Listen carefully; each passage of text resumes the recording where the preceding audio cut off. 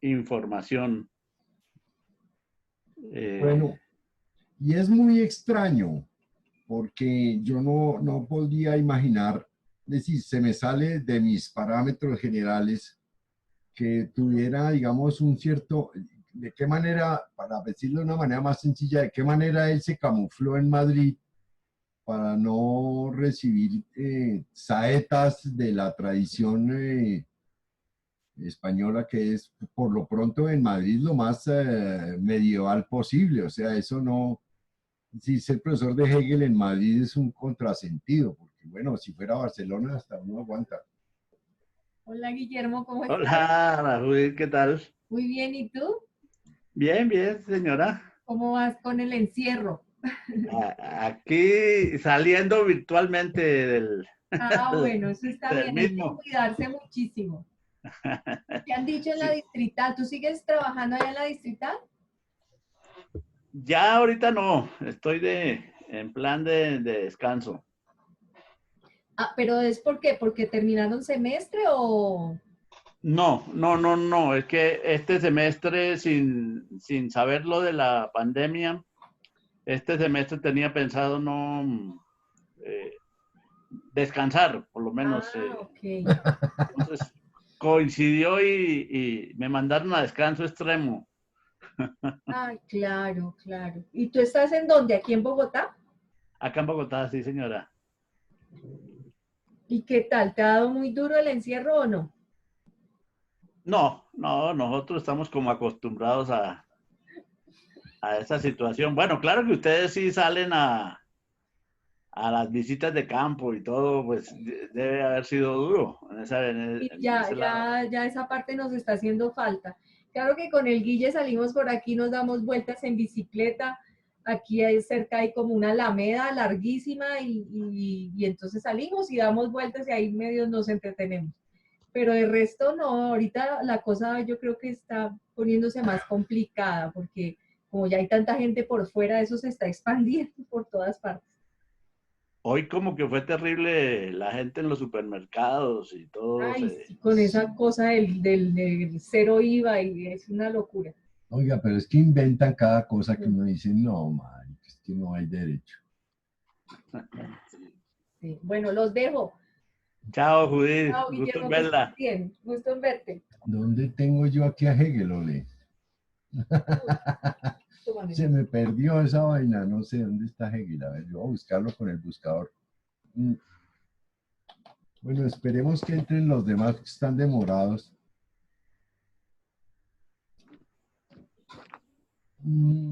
Aquí está.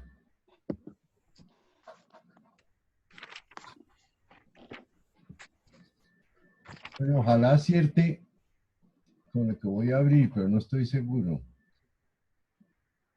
Figura grabando. Sí, estoy grabando. Ah, A ver, fenomenología del espíritu. Estamos en el párrafo número 11, ¿verdad?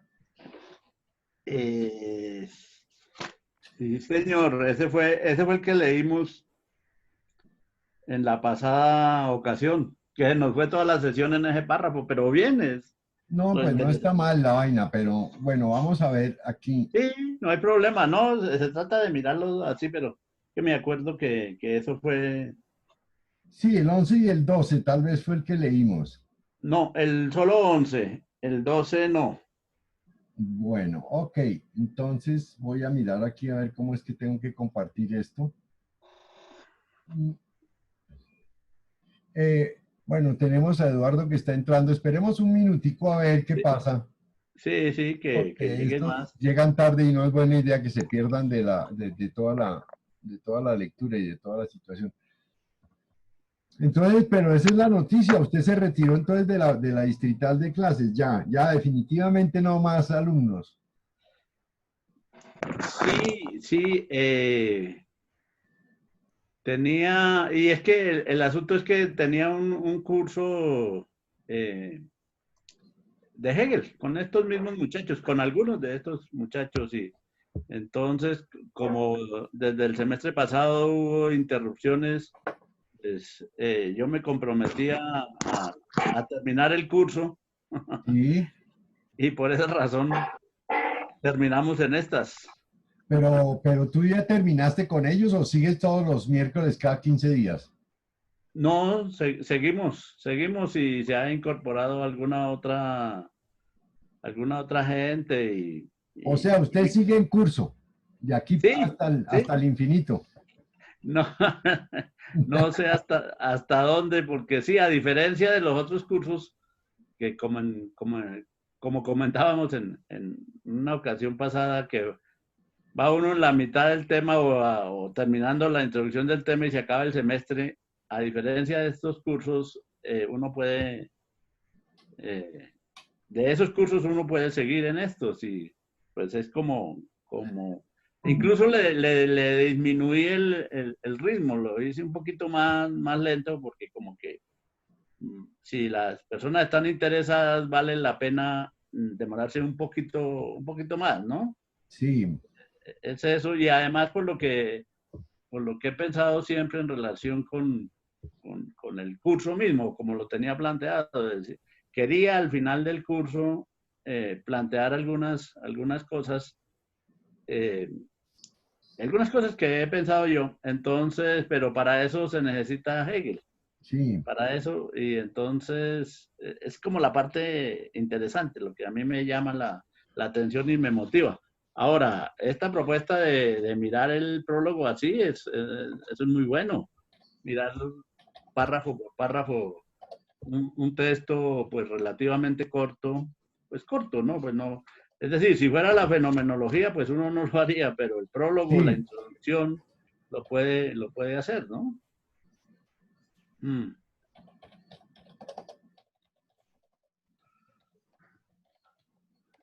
listo, yo aquí resolviendo más cosas. Bueno, ¿les parece que comencemos? Ya no hay ninguna entrada nueva, así que se mueva dentro del asunto. Bueno, entonces, estamos leyendo entonces, eh, no sé si sea pertinente que miráramos nuevamente, volviéramos a oír el 12 y arrancamos el 13, ¿les parece? No, el 11. El 11 es el que habría que leer simplemente y arrancar con el 12. Listo, vale.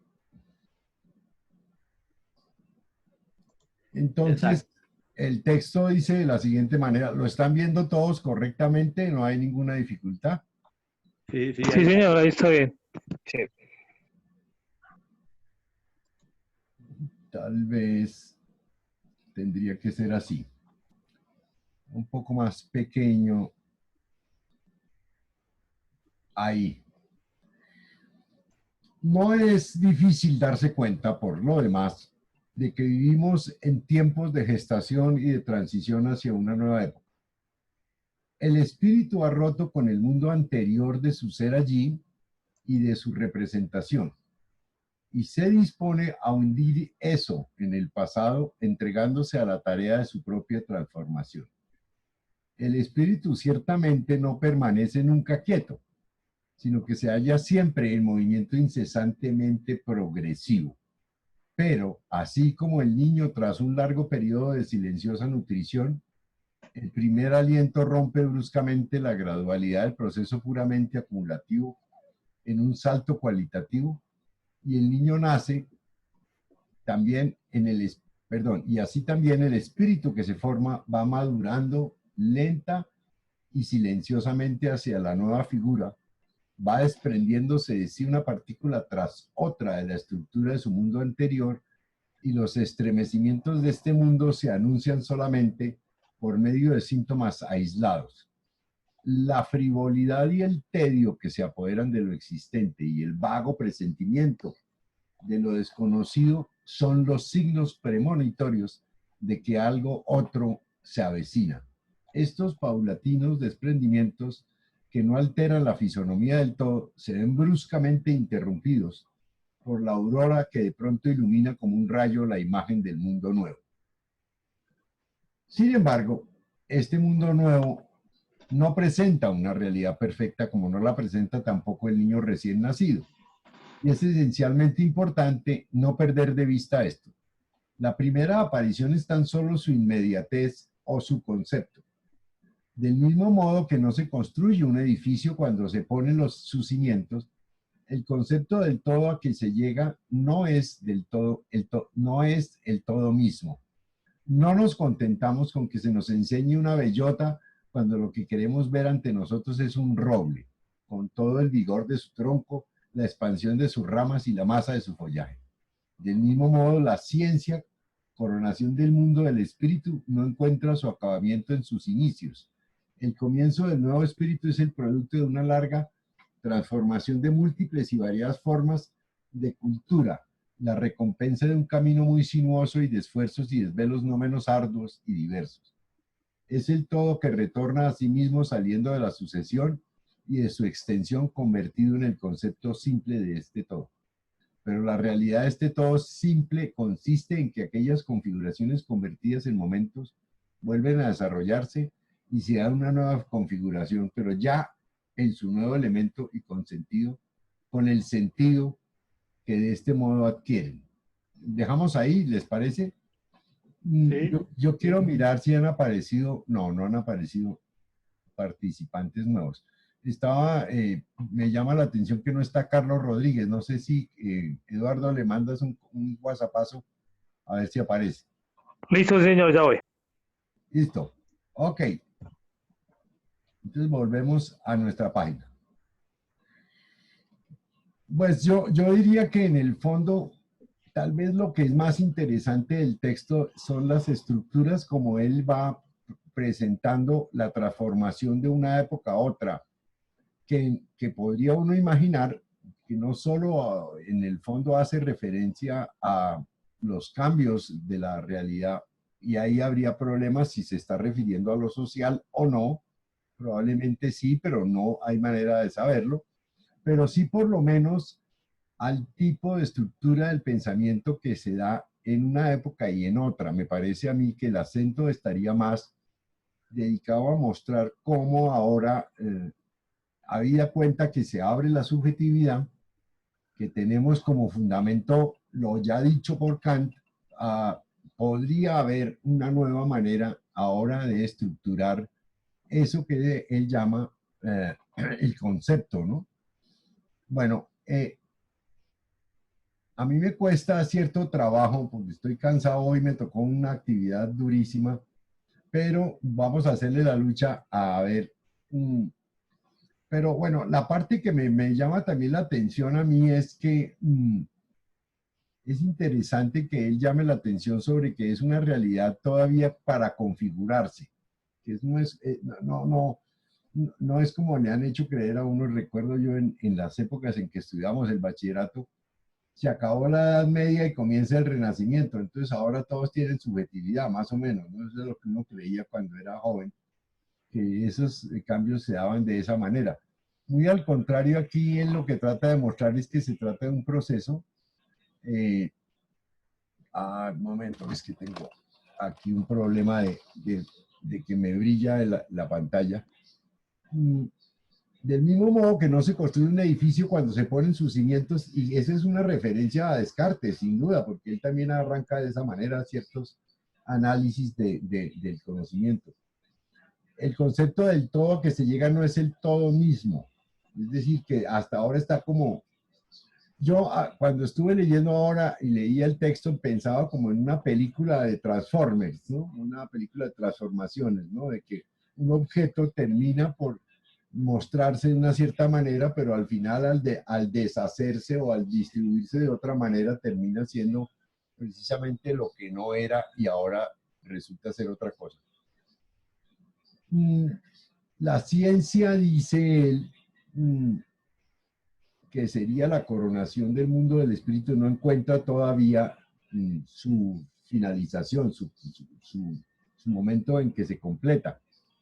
El comienzo del espíritu es el producto de una larga transformación de múltiples y variadas formas de cultura, y por eso me parece que si echa uno mano a los párrafos anteriores para pensar estos, Primero habría que imaginar en qué sentido se habla del devenir, en qué sentido se habla de que las sustancias o las formas rígidas desaparecen y comienzan a haber como vínculos entre ciertas estructuras.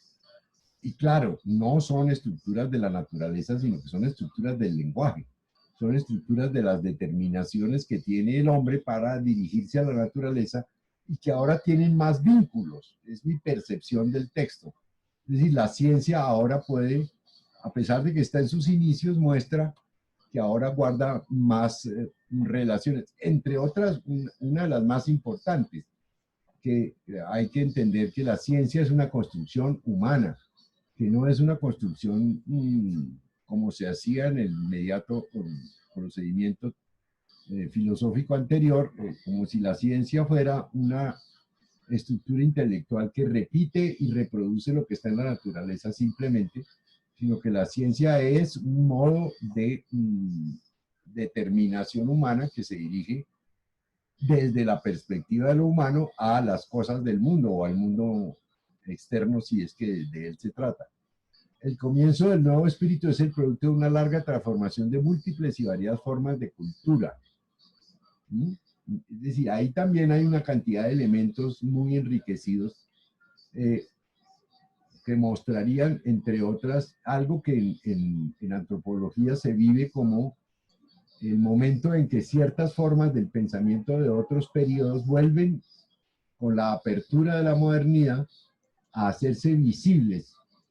Hay muchas sociedades que se agazaparon intelectualmente a raíz de la Edad Media y que volvieron a reaparecer con cantidad de argumentos y formas de sociedad y de cultura y de relaciones, digamos, incluso de rituales que vuelven a aparecer en Europa en el periodo moderno y que parecerían incluso referirse a épocas muy tempranas, muy antiguas.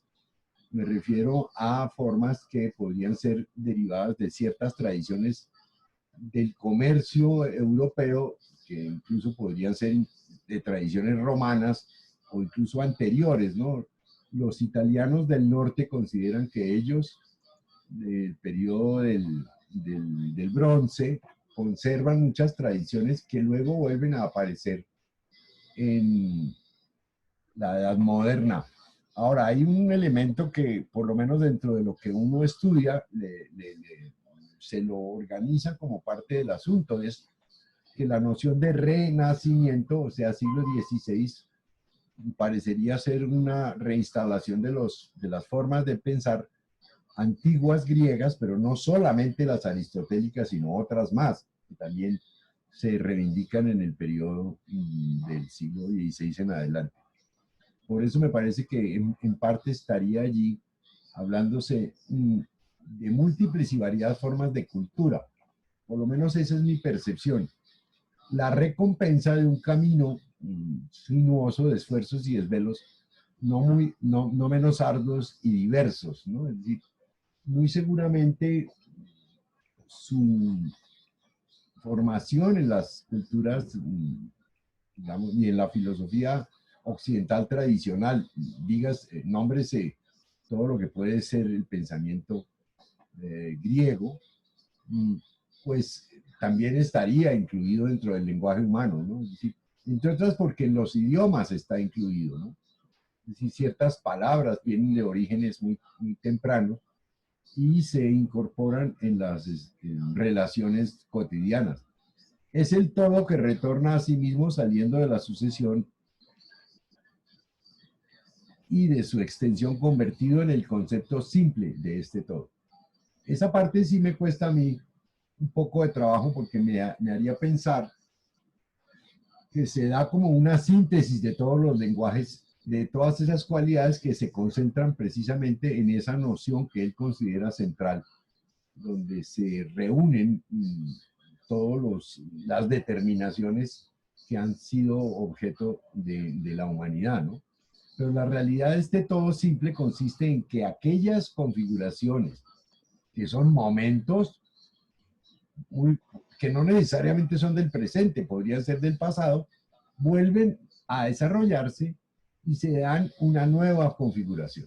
Esta es la parte más importante, porque la nueva configuración tiene que estar, si se quiere pensar desde el filósofo anterior, Kant, a través de la subjetividad. Es decir, no puede haber ya una designación de las palabras y las cosas como si fueran isomorfas, en el sentido en que solo darían cuenta de los contenidos que están en la naturaleza.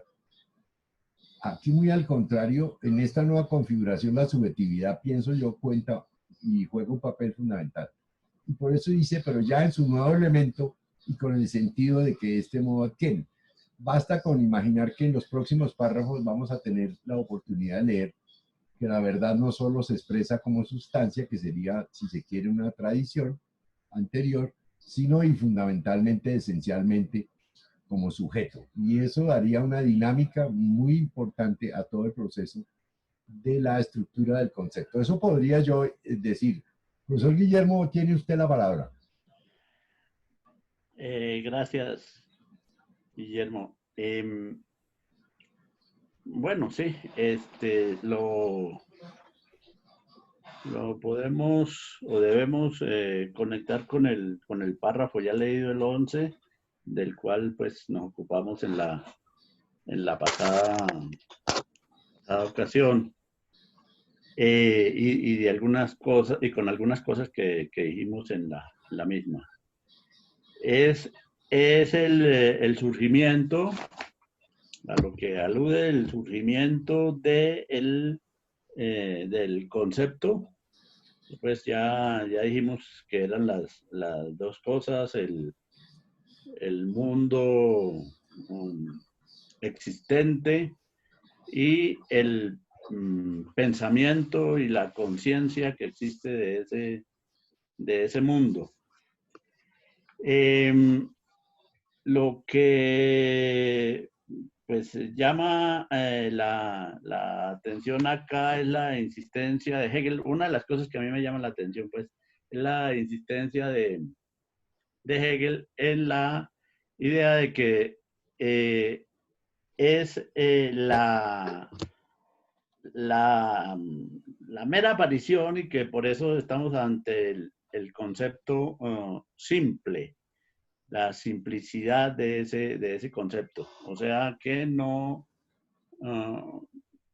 se trata ya del concepto del concepto desarrollado de espíritu.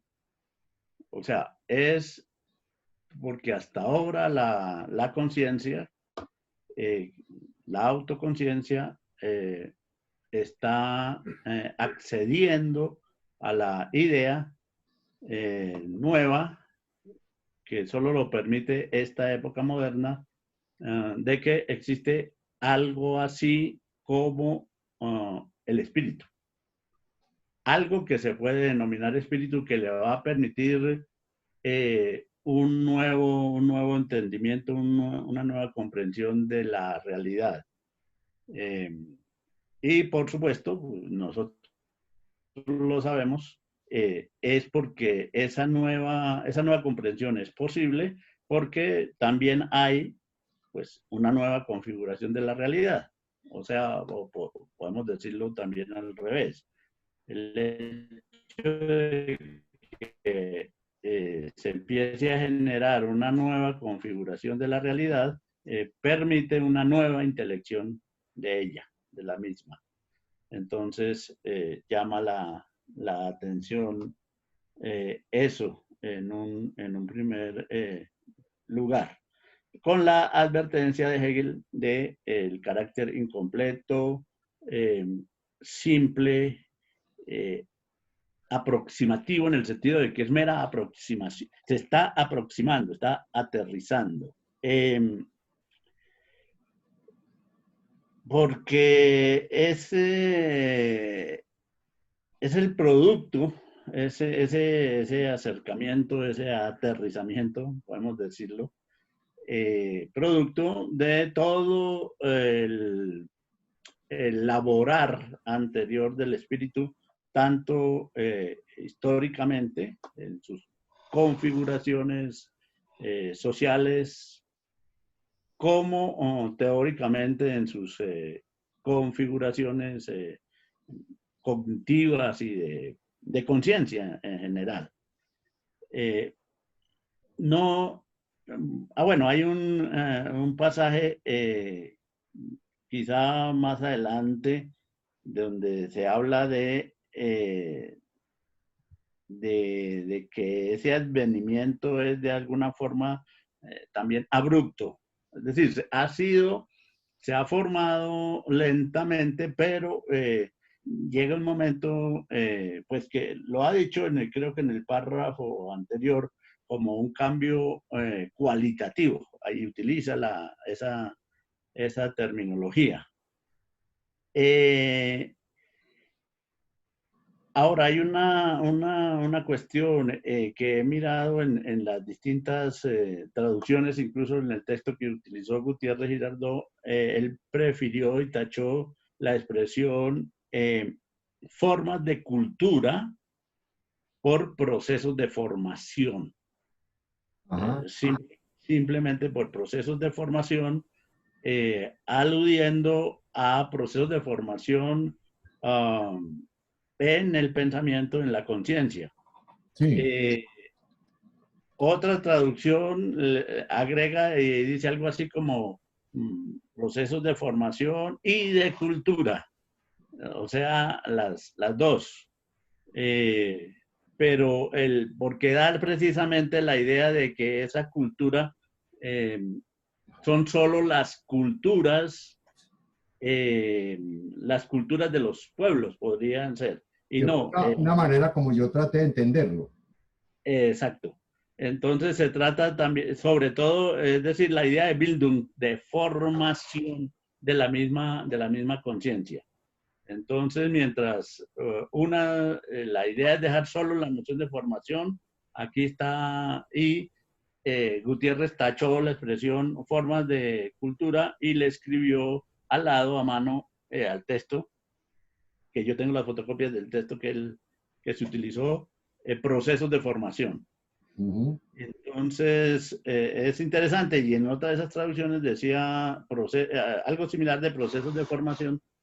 Muestra, yo puedo incluso mirar cómo lo tradujeron. Entonces, podría decir exactamente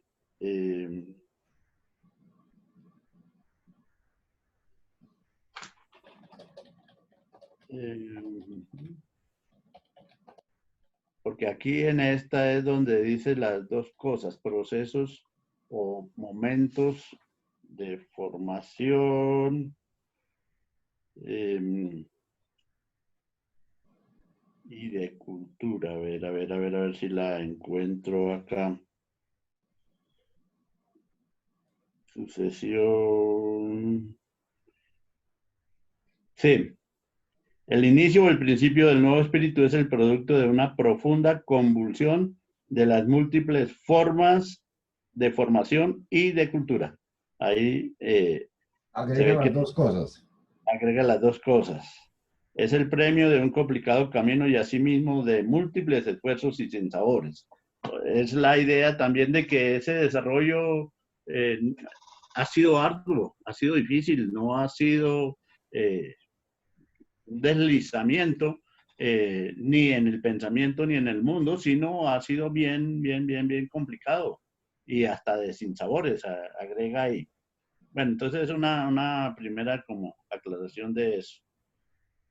En segundo lugar, esta partecita de que el todo que retorna a sí mismo saliendo de la sucesión y de su extensión, convertido en el concepto simple de ese todo.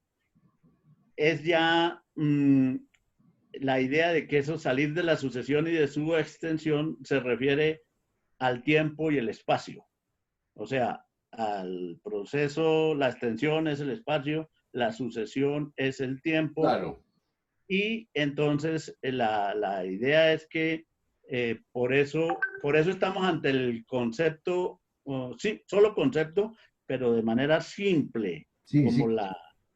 porque porque se está considerando la cosa, por así decir, abstractamente, fuera del tiempo y del espacio. Entonces, esa es otra aclaración pertinente que hay que hacer. Y es el mismo todo que retorna a sí mismo, dice, saliendo de la sucesión y de su extensión. Y está convertido en el concepto simple de ese todo. Es el mero concepto. Estamos ante una figura muy particular de ser el inicio, pues, de algo en el terreno del pensamiento. Y todo lo que fue, todo lo que ha sido, sería lo que entenderíamos en ese último periodo, esas configuraciones de la conciencia, las formas que se dio la conciencia antes, pasan ahora a instaurarse, a ser integradas, cobijadas dentro del nuevo concepto, el del espíritu. Entonces, serán solo momentos de desarrollo del espíritu. Es decir, la misma conciencia empieza a aprender eso, que sus formas anteriores, es aquí como en el momento en que hay una mirada retrospectiva, que sus formas anteriores hacen parte del propio desarrollo, pero de otra cosa más amplia que la misma conciencia. Sí, entonces, serían las dos cosas. Esas configuraciones anteriores que la conciencia tuvo, que antes la conciencia no captaba ese proceso, lo hacía, lo recorría, pasaba de una forma a otra, digamos, de la conciencia a la autoconciencia, de la autoconciencia a la razón, pero no había hecho el análisis del recorrido, porque no le llamaba la atención, llamémoslo así, o no había caído en cuentas. Simplemente alguien decía, digamos, el que tiene está al nivel de la percepción, para poner un ejemplo. Se conforma con la percepción, listo. Y quien está al nivel del entendimiento se conforma y trabaja con el entendimiento. Alguien, o digamos la conciencia misma, puede pasar y pasa efectivamente de la percepción al entendimiento. Pero cuando está en el entendimiento, se entrega plenamente a esa experiencia del entendimiento y ya se olvida, no tiene en cuenta el proceso anterior y no se preocupa por ponerse a analizar cómo fue que yo cambié mis propios criterios. Simplemente los cambié, pero no analiza eso. Igual cuando se descubre como autoconciencia, igual cuando pasa la razón. Simplemente es como el que va subiendo por un edificio, digamos, por una escalera, por un ascensor, y en cada piso le parece un piso chévere, confortable, en el que está, se siente bien, y bueno, en el momento en que se sienta mal, cambia de piso, pero no se ha puesto a pensar en el proceso mismo. Ajá. El llegar aquí al concepto simple del espíritu es cuando ya se empieza a captar, hola, ¿qué hacía yo allí más abajo? ¿Qué hacía en el tercer piso? ¿Qué hacía antes en el quinto? Estoy en el séptimo porque subí del tercero al quinto y subí de esta manera, etcétera. O sea, esas estadías de la conciencia en esos pisos anteriores pasan a ser momentos. Ya se hace como el recorderis, pero no es simplemente el recorderis, sino es la integración al proceso. Entender por qué estoy en tal piso me implica que sepa yo por qué estuve en los anteriores, qué hice en los anteriores, cómo subí de los anteriores. Entonces ya no es vea que es el espíritu, es como cuando la conciencia hace objeto de sí su propio recorrido. O sea, no la conciencia, si la conciencia hace objeto de sí su propia conciencia, tenemos la autoconciencia. Pero aquí no, es la conciencia empieza a ser objeto de sí, a su propio recorrido y a entender el proceso. Sí. Eso es lo que diría yo respecto a ese último periodo de ese... A mí me llama poderosamente la atención que en el fondo, si uno tuviera yo tengo esa manera de hacer siempre las cosas, de pensar, bueno, ¿y qué relación habría entre lo que está diciendo Hegel y todo lo que significa la filosofía tradicional, digamos, escolástica, por decir algo? Y luego, ¿de qué manera, qué tipo de configuración intelectual o de organización de juicios o de manera de determinar se hace con Descartes? Y muy después, ¿qué tipo de estructuras aparecen en Kant? Y luego, ¿cuál va a ser el modo como Hegel recoge todo ese proceso? Es más o menos lo que a mí siempre, cuando yo leo, siempre voy pensando en 4 o 5 filósofos al tiempo para ver de qué está hablando, a ver si me ayuda. Entonces yo pienso, por ejemplo, que no deja de ser interesante que en esa escalera o en ese edificio que tú describes, que me parece una muy buena imagen, hasta donde, diría yo, en una cierta etapa, por lo menos fue considerado como oficial el modo de pensar que hacía referencia a que existía un vínculo único entre las palabras y las cosas. Y por eso la lógica termina por ser una lógica que está tratando de legislar sobre hasta dónde yo puedo hacer un silogismo equilibrado y, ¿cómo se diría?, normal o normativo más bien, y que haga referencia a esa ontología, a ese modo de ser de la naturaleza en donde las palabras tendrían que estar puestas en lugares adecuados y las conclusiones finales del silogismo tendrían que ser, digamos, equilibradas o consistentes, coherentes con toda la estructura del modo de ser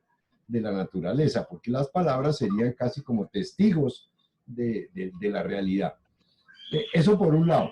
Eso sería un modo de conciencia muy particular, ¿no? De la percepción, pero no es estrictamente la percepción, porque ahí ya hay una teoría que modela el modo de objetivar. O sea, hay una cierta estructura de objetividad dentro de la cual o me muevo yo o simplemente me quedaría en un mundo no intelectual, ¿no? O no filosófico.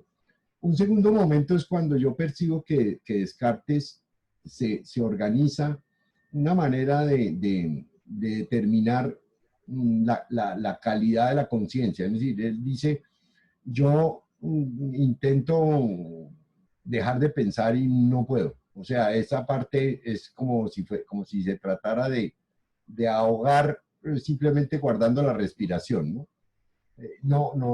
La conciencia sigue estando allí en despierto, dormido, en vigilia, en cualquier etapa, y eso me hace pensar que esa dinámica no estaba descrita, no estaba incluida dentro de las reglas anteriores de Aristóteles, ¿no?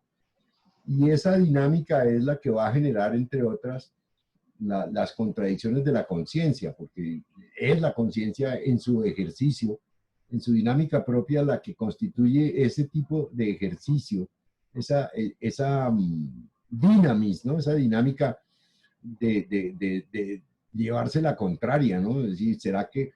Y uno lo ve en el discurso del método, no sé si de manera retórica o muy profunda en términos de mostrar la objetividad de la subjetividad, ¿no?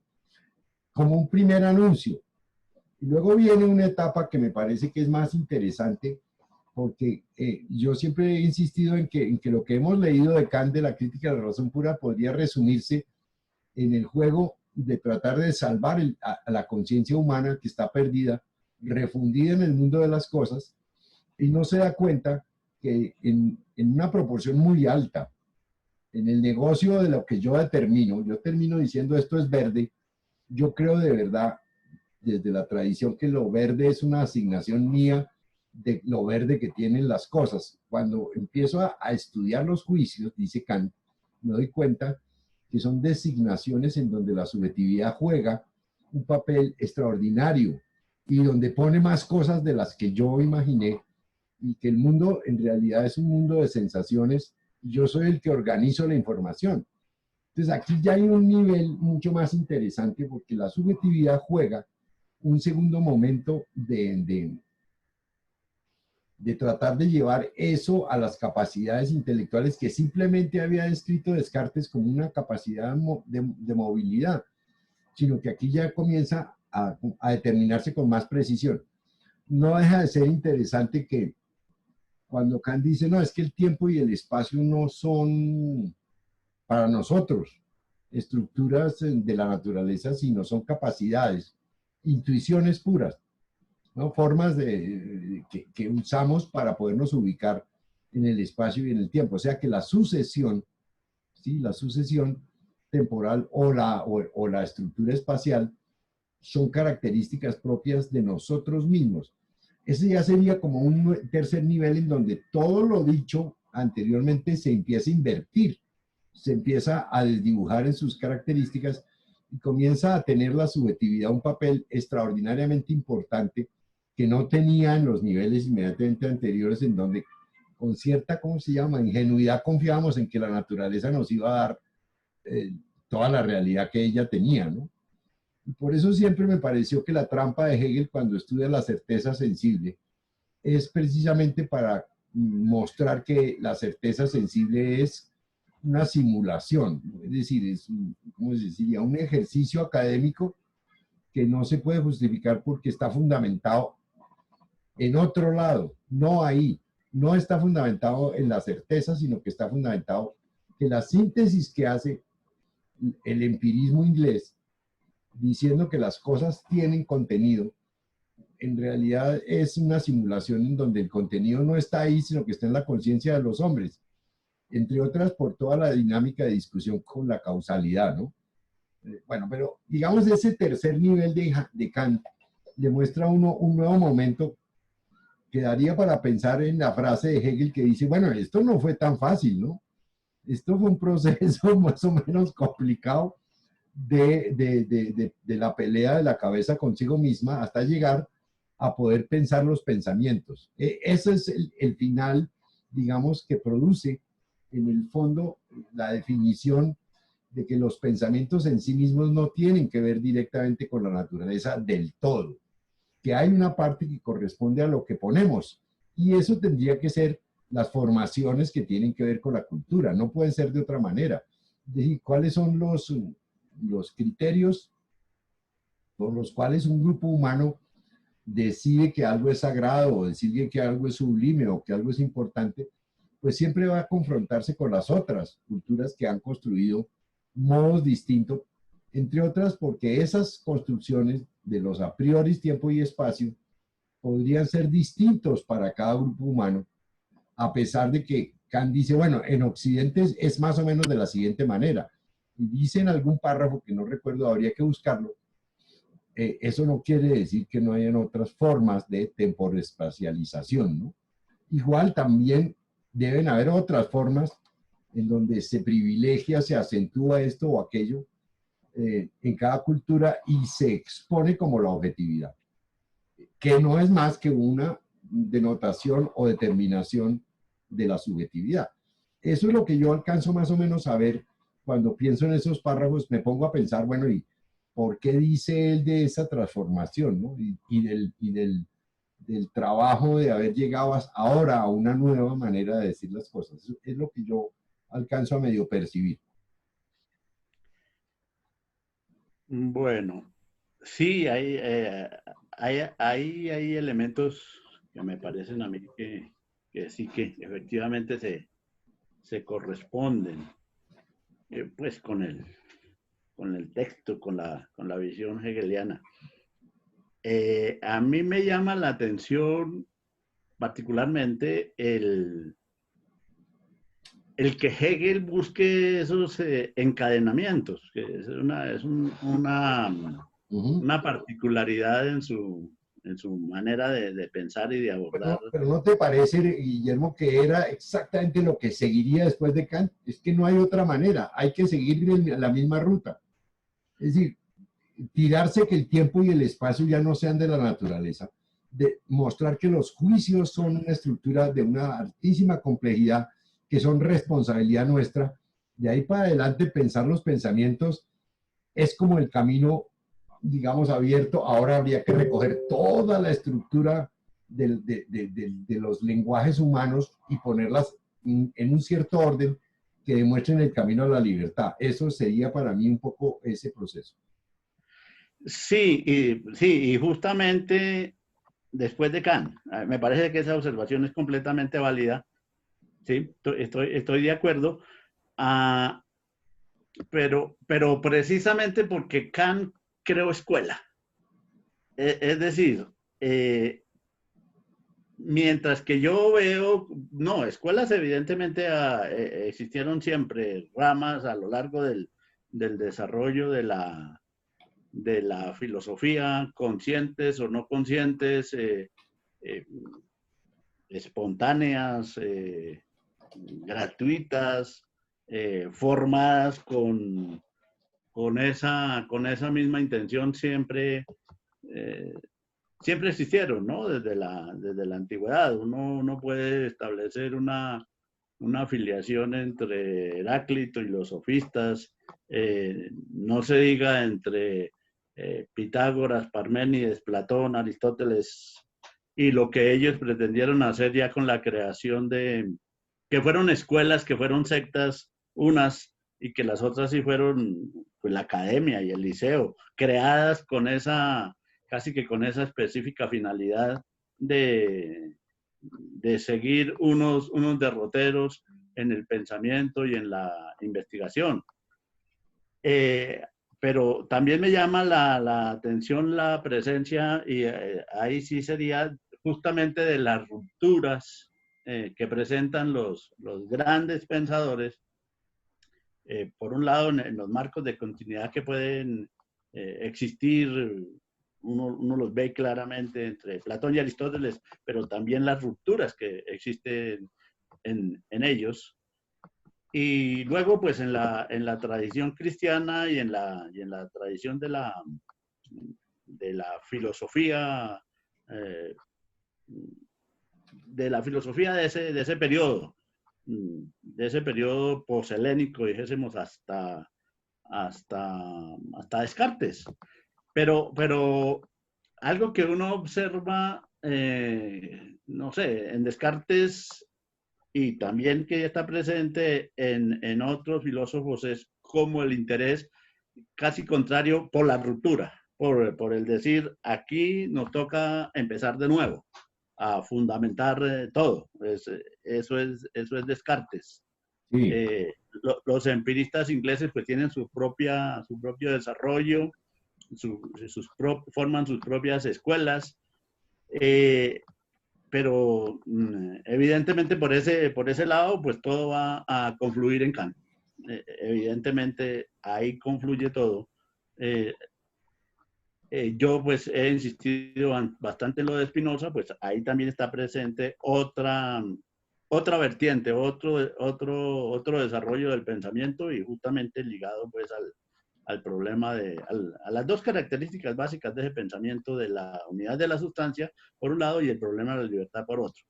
Pero el proceso el interés por seguir un proceso y pensar ese proceso, me parece a mí que es clave en el hecho mismo del idealismo alemán. Es decir, el que Fichte pretenda arrancar de Kant y desarrollar algunos aspectos de Kant, haciendo críticas evidentemente a Kant.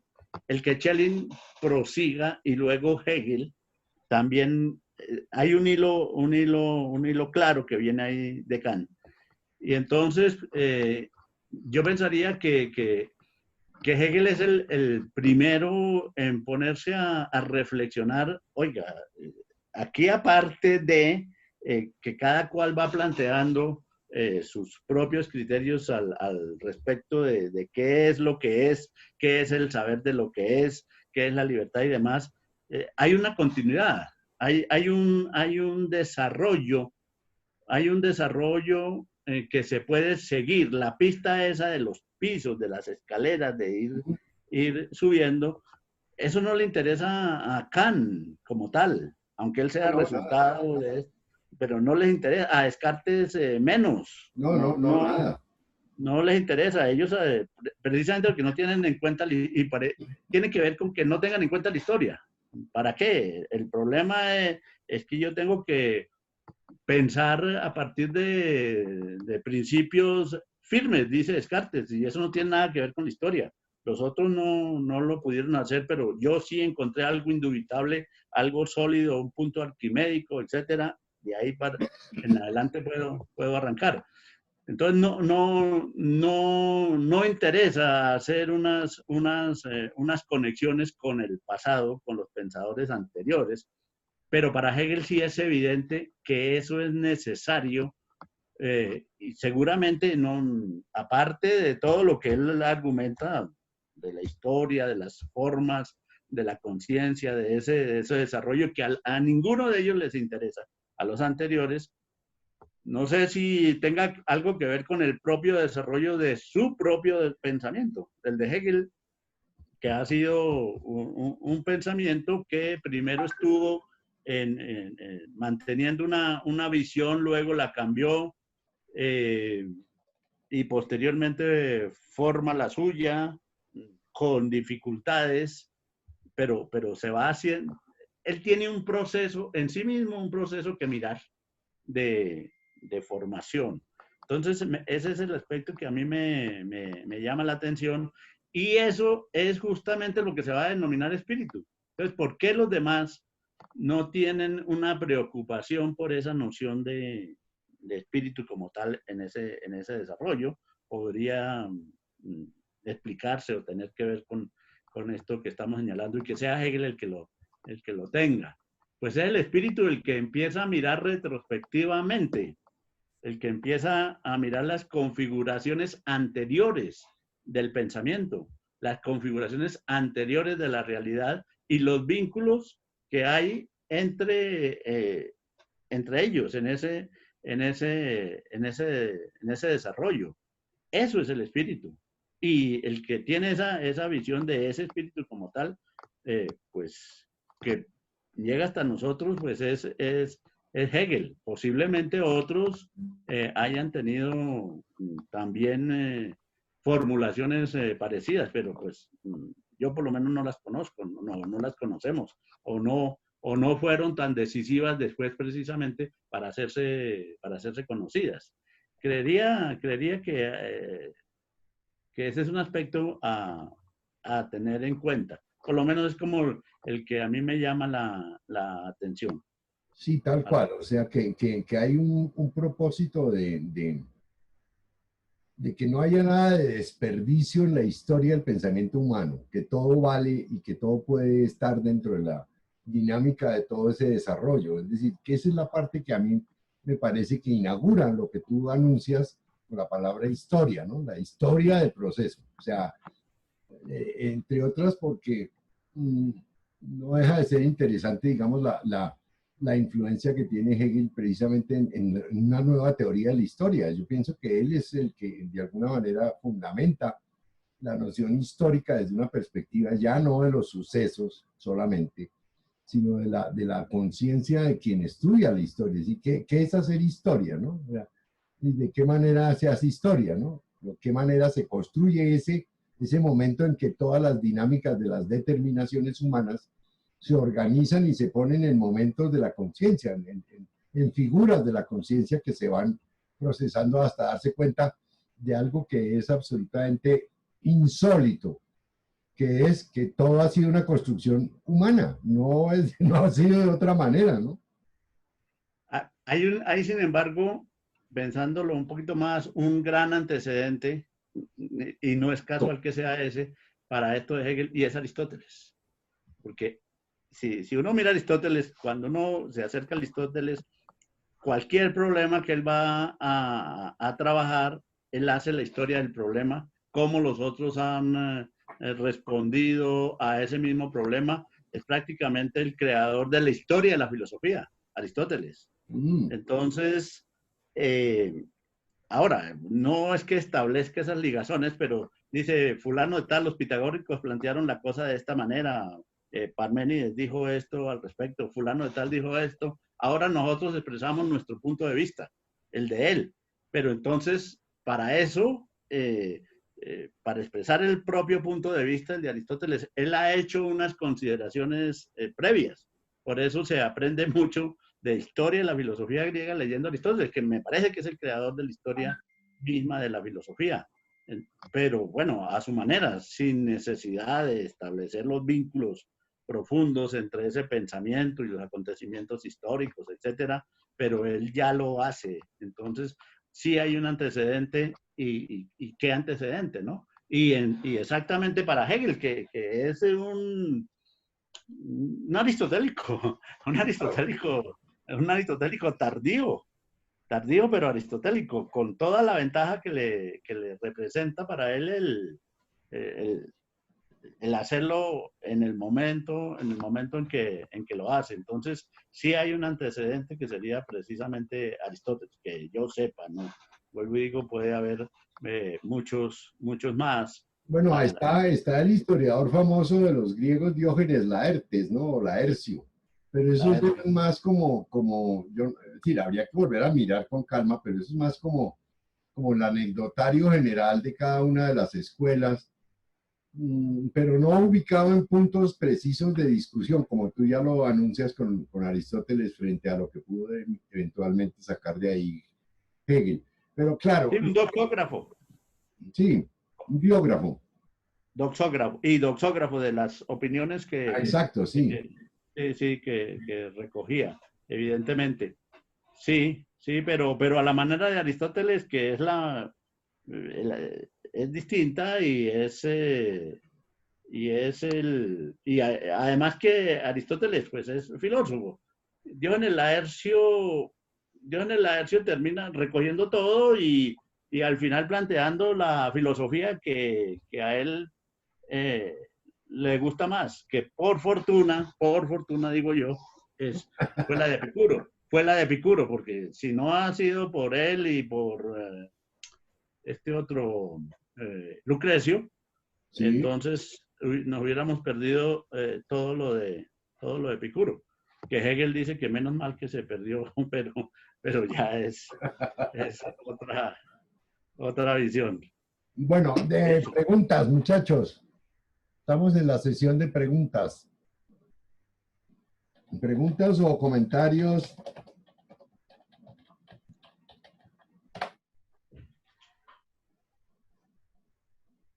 ¿Quiénes estamos todavía vivos? Eduardo, ¿se te ocurre alguna cosa preguntar o no? Ahí que lo tengo a la vista porque dejó la cámara puesta, entonces me quedó a boquejarro como el estudiante que está. Uy, no, así ponchado en la primera fila. En la parte de adelante del salón, sí, no, ahí no hay. No, pues yo estaba poniendo que en la parte de la transición de la historia, ¿cierto? Y cómo se hace todo ese, no sé, repliegue, ¿cierto? En Hegel, para intentar construir periodo a periodo, ¿cierto? Como esa historia de la misma conciencia a través de las diferentes épocas, ¿cierto? Y pues es que de cierta manera el profesor Guillermo Bueno ya casi contestó a lo que yo iba a preguntar, que si antes de Hegel no había como ese antecedente de intentar hacer por lo menos un esfuerzo por pensarse críticamente, bueno, ¿cierto? Críticamente, ese proceder filosófico de todos los anteriores. O sea, cómo fue la sociedad en cada momento filosóficamente, ¿cierto? Hablando. Y cómo se hace ese desarrollo en cada momento.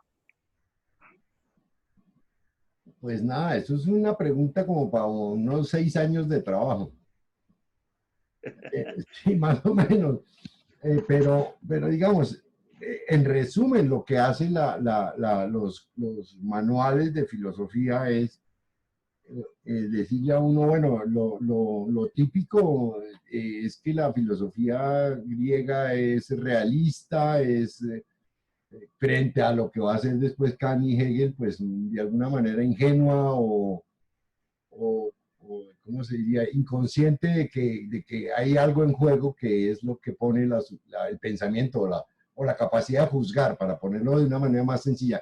Y el hecho de que tengamos lenguaje, de que hagamos un conjunto de explicaciones sobre el mundo, que determinemos los colores, las formas, las figuras, las distancias, pues en principio parecerían ser atributos típicos de las cosas, ¿no? Es decir, el mundo de lo que se llaman las sustancias o la ontología general, en donde hay jerarquías y estamentos. Es decir, el mundo mineral, el mundo vegetal, el mundo animal. Y claro, allí también hay unas dinámicas que describe Aristóteles, en donde son muy interesantes los comentarios sobre que las cosas están en acto, pero también están en potencia, de que existe una dinámica cuasi figurada como evolutiva, si se quiere, aunque no del todo, pero que hay, digamos, una cierta movilidad de la naturaleza. Y el lío fundamental de que captemos o no esos contenidos. ¿Y qué tenemos? Pues tenemos la adecuación entre la cosa y el intelecto. No hay otra, no hay más que la posibilidad de que inventemos una manera de decir que el lenguaje tiene que tener la capacidad de poder decir del mundo y la normativa, que sería la filosofía, estaría diciendo cuando hablamos con coherencia o con objetividad. Hasta ahí es una estructura típica que podría... Yo no sé si yo resumo bien, entre otras porque yo nunca tuve buen profesor de Aristóteles, entonces eso complica mucho porque son mis lecturas trasnochadas o mis versiones de lo que yo pude medio leer en la época en que me ocupé de eso, que no fue gran cosa. Probablemente yo también tuve la necesidad de echar mano de los resúmenes, de los resúmenes, de los resúmenes. Entonces eso también, cuando no se tiene un profesor que sepa de Aristóteles decentemente, pues termina uno diciendo cosas que finalmente son de sentido común y realmente no son temas académicos, sino más como de divulgación o de una persona que no es profesional de Aristóteles, pues es un complique, ¿no? Pero bueno, eso sería lo primero. Después vendría todo el proceso de la patrística, ¿no? El desarrollo de la edad considerada edad media o edad oscura, en donde lo mismo que se había hecho en Aristóteles termina por ser designado a través de la deidad creadora, ¿no? Y luego viene la crisis del siglo XVI con Descartes, con quien se empiezan a desdibujar esos patrones y se instala la geometría analítica fundamentalmente como criterio de objetividad. Y finalmente, pues ya lo hemos hecho en el seminario de ya tantos años de Kant, en donde nosotros pensamos que lo que se descubre es que el modo como juzgamos parece ser el responsable de lo que sabemos de las cosas, que esa finitud nuestra nos permite ubicar con ciertas determinaciones que no provienen de la naturaleza y que provienen del modo como funciona la conciencia. Y luego viene este manejo de complejidades de Hegel, en donde ya tenemos una estructura, digamos, que está interesada en reconstruir la historia del pensamiento, la historia del proceso de las determinaciones, y tratar de diferenciar entre en qué nivel está cada determinación o cada enunciado nuestro y qué tipo de cualidades tiene esas determinaciones y hasta dónde abarca, pienso yo, hasta dónde abarca la capacidad, hasta dónde es capaz de reproducir la dinámica misma del pensamiento en términos de poder recoger todas las cualidades que se han venido jugando, que están en el juego mismo de toda la historia del pensar. Eso es un poco lo que yo percibo. Y ahora, ya la historia objetiva, la historia paralela de las sociedades, pues es un poco más enredado y habría que mirar hasta dónde todo eso se corresponde de esa misma manera, probablemente no del todo, porque digamos, la fenomenología no es simultáneamente, como lo decía Rafael Gutiérrez Girardot, la historia de la sociedad, sino más bien la historia de la reconstrucción de las figuras de la conciencia o del pensamiento humano, que tiene esos niveles, esas clases esas figuras, ¿no? Eso sería lo que yo podría decir. No sé, profesor Guillermo, qué se le ocurre a la pregunta del profesor Eduardo, que nos quiere meter en un lío de 4 años más de seminario. Sí, no, pues yo me ratificaría en lo que dije, pues, o agregaría lo que dije, em, pues que como que bastaría, pues, pero ese bastaría entre comillas porque no basta. Pero como aquí para la discusión nuestra, pues precisamente esos pensadores que uno toma, que, que los lee, Kant, Descartes, los empiristas, Spinoza, así de estas épocas, y los antiguos que haya mirado, esos así que uno haya mirado, no se preocupan por hacer esa historia. Es decir, hasta donde yo sé, ellos empiezan directamente por su problema, primero. Segundo, si hacen alusiones históricas, a veces establecen algunas filiaciones, ciertamente. Y, y dicen, bueno, estos planteamientos ya los había hecho fulano de tal o sutano, ya había dicho algo parecido, pero lo que pasa es que yo lo voy a decir de otra manera o en otro contexto o algo así. Más que eso, establecen con los otros contradicciones. O sea, son más comunes eh, las presentaciones de las diferencias que pueden tener con otros pensadores anteriores a ellos. Entonces presentan contradicciones, visiones diferentes o algunas escasas filiaciones.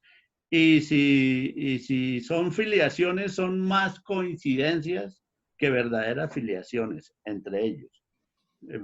Como fulano de tal decía, y yo estoy de acuerdo, y yo estoy de acuerdo con eso, entonces plantea algo similar. Pues no sé, habría que mirar con más detalle y eso pues, no lo hacemos nosotros porque no hace parte de nuestra tradición.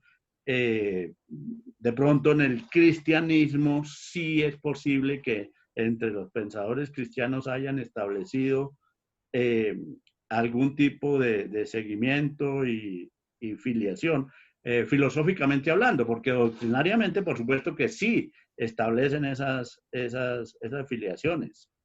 Eh, pero me refiero al cristianismo después del siglo V, del siglo VI, porque el que es anterior, el de los primeros padres de la iglesia, eso es un zafarrancho, eso es una garrona ya entre ellos y casi ninguno mantiene esas afiliaciones, sino por el contrario, viven en conflictos permanentes y casi que a la casa de herejías, a la casa de las contradicciones.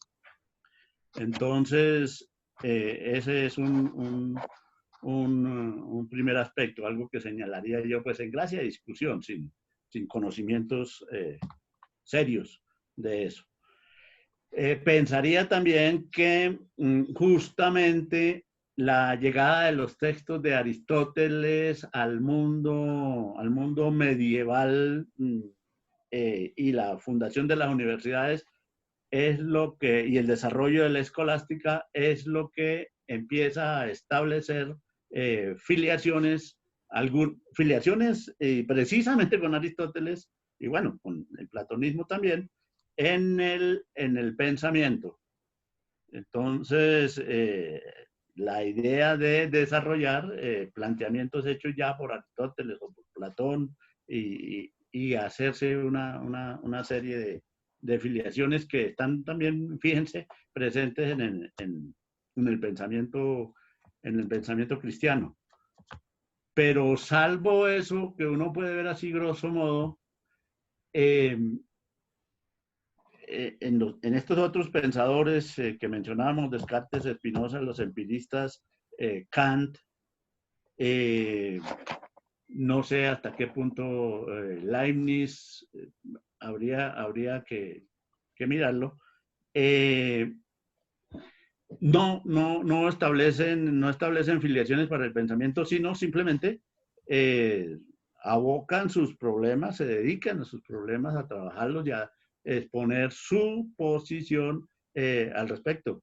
Y normalmente esa posición que exponen es crítica con los planteamientos anteriores. O sea, fijémonos nomás la expresión kantiana, revolución copernicana, ¿no? De invertir la manera como todo el mundo ha mirado los problemas en esa relación, pues, sujeto-objeto. Entonces, si yo lo que voy a hacer es algo nuevo, si mi planteamiento es diferente al de todos, yo no tengo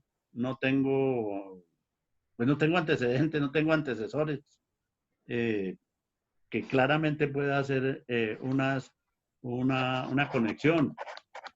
Y además la idea esta que ha criticado Hegel al comienzo aquí del prólogo de la fenomenología, de que es la costumbre tradicional de enfocar las otras posiciones de manera aislada y ver ahí las contradicciones y no integrar precisamente esas otras formas de pensar en el propio desarrollo. Y terminan diciendo, no, eso es falso, no me interesa. Yo no discuto eso. ¿Para qué? E ir sacando, precisamente porque no está la noción de espíritu. Que eso es lo que ha creado Hegel, eso es lo que ha inventado Hegel.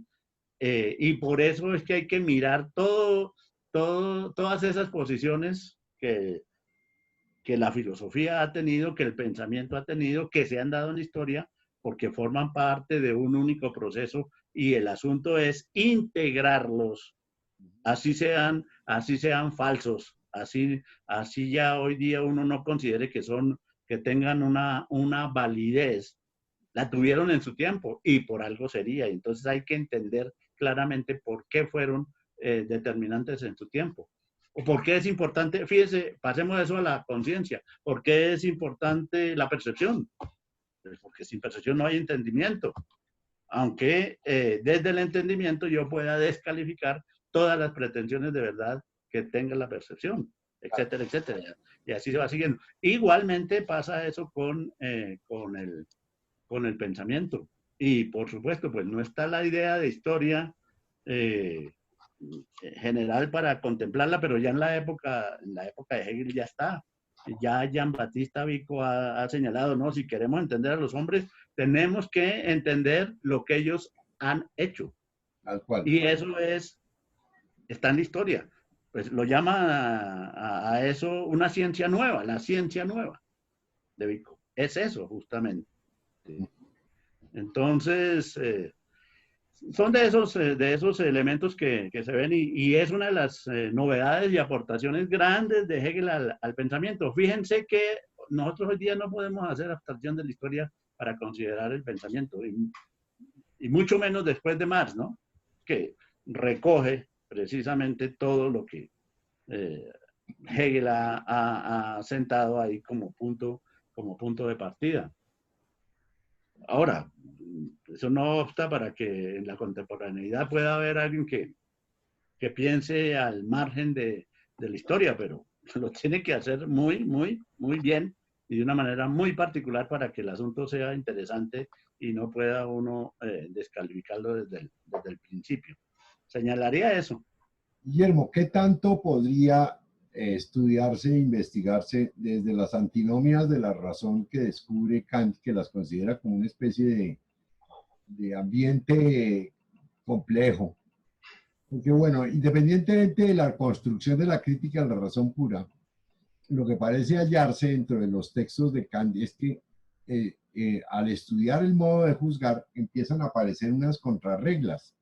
Y esas contrarreglas son precisamente de las cuales echa mano Hegel, pienso yo, para mostrar que esas contrarreglas son parte del camino hacia la construcción de las figuras de la conciencia. Es decir, ¿cómo es posible que la conciencia se entre en contradicción ella misma?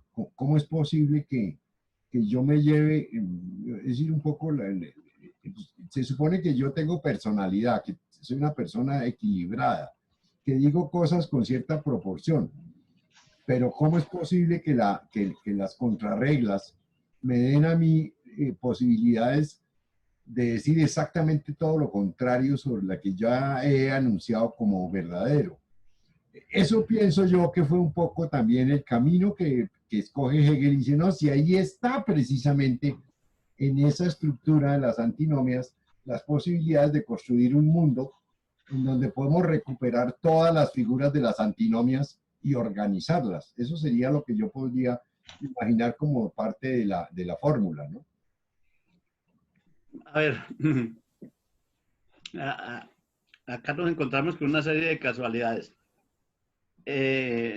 Alrededor, creo, de la pasada sesión con los muchachos, creo que fue, ¿quién? Aquí está, ¿no? Nuestro compañero aquí de trabajo en el prólogo, Andrés, creo que fue. Sí, no sé. Sí, bueno, Andrés, que justamente en la sesión pasada, la del miércoles, Andrés, si no estoy mal,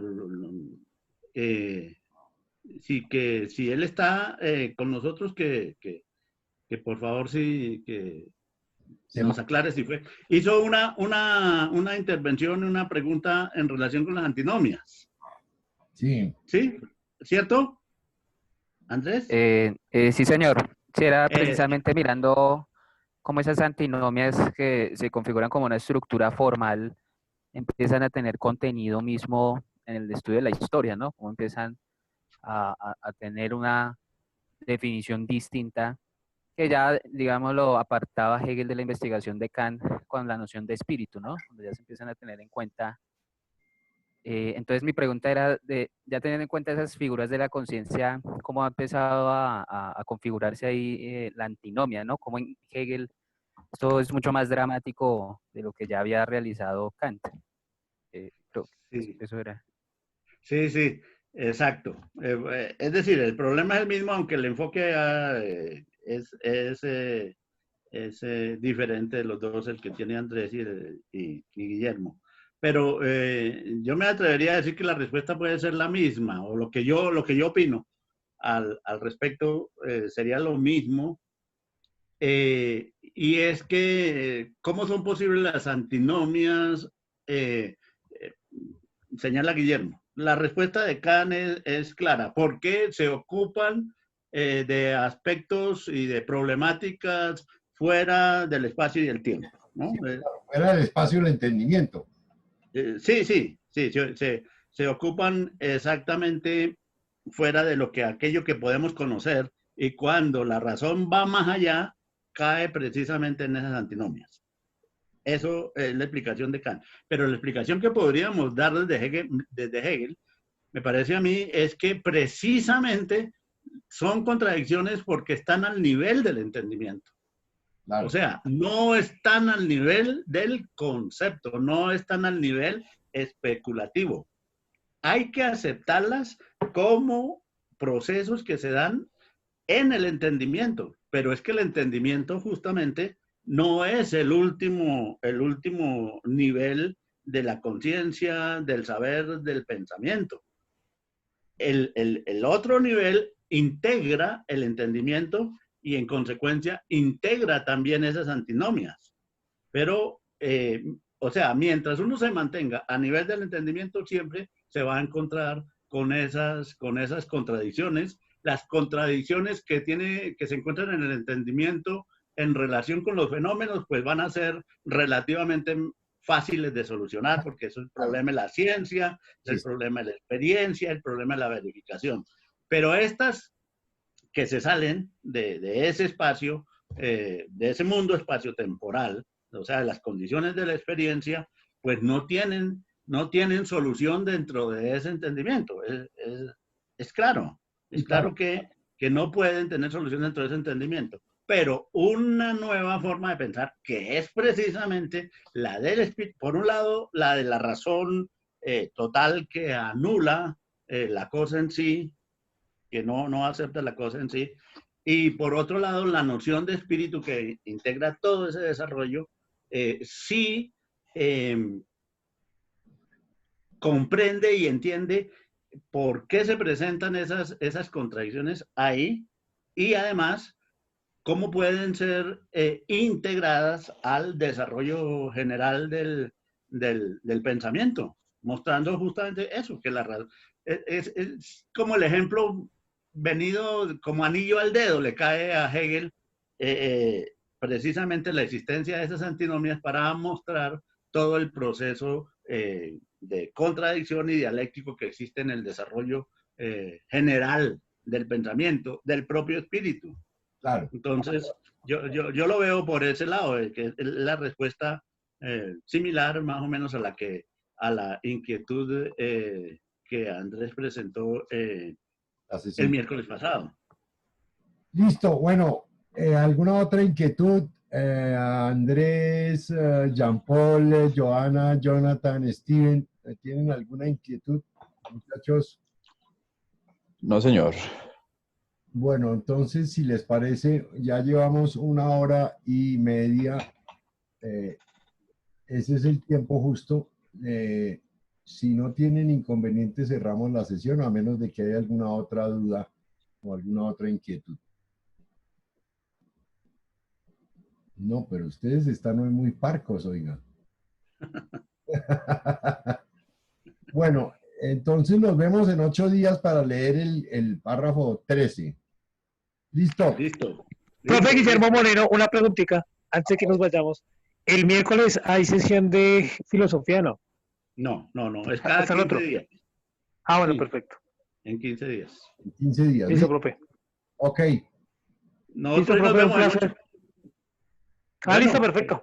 Listo, profe, un placer, muchas gracias. No vayan a comprar por el proceso del IVA, eso es una trampa. Le subieron el precio a todas las mierdas. ¿Qué tal que todas las zampones, ¿ah?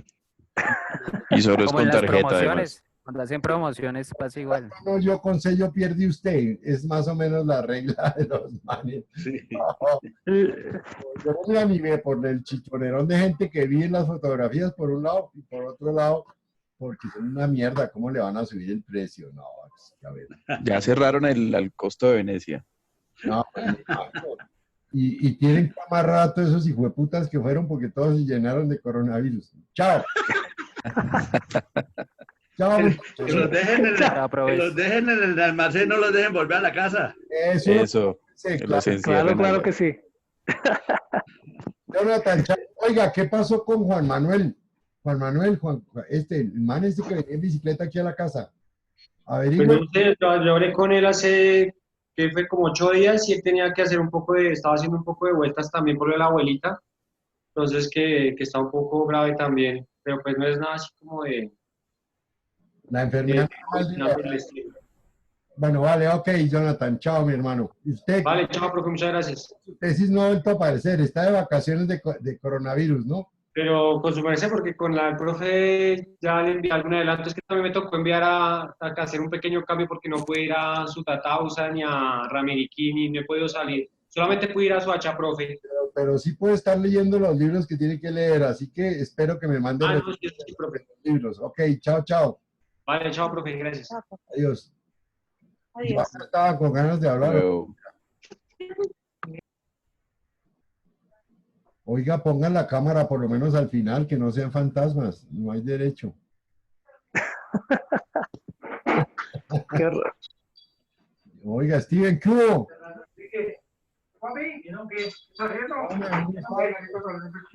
No, sí, por lo menos que no parezca. Bueno, hoy nos faltó fue Carlos Rodríguez que no, se nos desapareció. Debe estar jugando billar. Chao.